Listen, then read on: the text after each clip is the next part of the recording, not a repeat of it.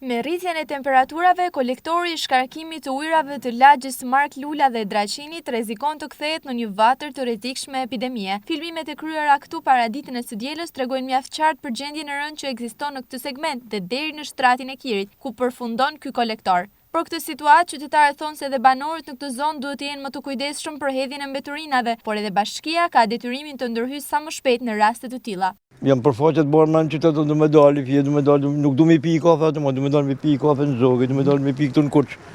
Mirë pa, mbeturina pa fund.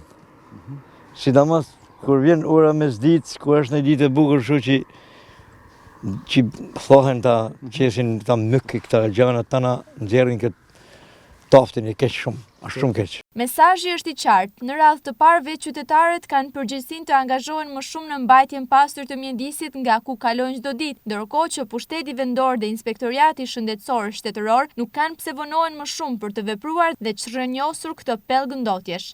I mesazh kam për ata që kanë metje për me hell, ata duhet me kanë firmat për kushtum, duhet mos me vu vetëm interesin e vet, duhet edhe me pa damin që i bajnë ambientit.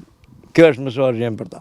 Edhe bashkia duhet me pas vendet përshtatshme për të, duhet me pas ambiente ku duhet mu hell, me pas pika grumbullimit për materiale për inerte.